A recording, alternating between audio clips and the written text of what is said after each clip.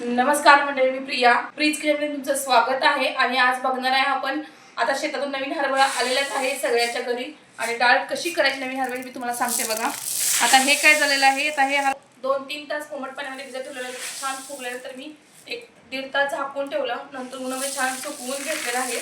आता सुकल्यानंतर बघा फोडून बघायचं हाताने फुटताना समजून जाते की आपल्याला आता ही डाळ करायला तयार झालेला आहे। असं फुटते हरभरा हा असा।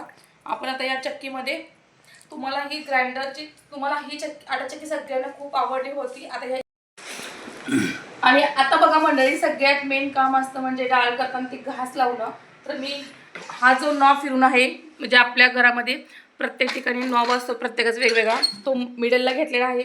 चक्की चालू करायची आहे आणि मोठीनं फक्त आपण एवढ्या मुठभर टाकून बघायचं आहे पहिल्यांदा की आपली डाळ बरोबर येते का, आणि त्यानुसार आपण हे परत हलवून घ्यायचं आहे।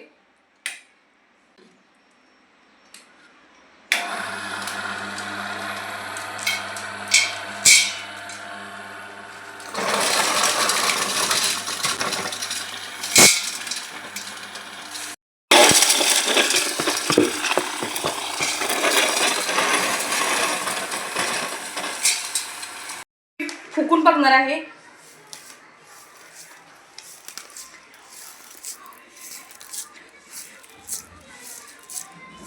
आपल्या डाळीमध्ये कोंडा पण जास्त पडला नाहीये, पीठ पण जास्त येत नाही, डाळ पण चांगली येते।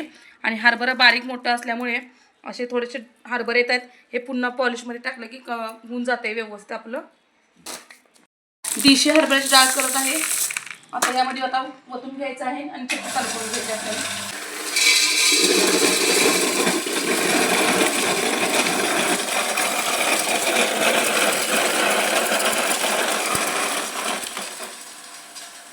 आणि अशा पद्धतीने मी डाळ करून घेतलेली आहे आणि हे भरलेलं आहे।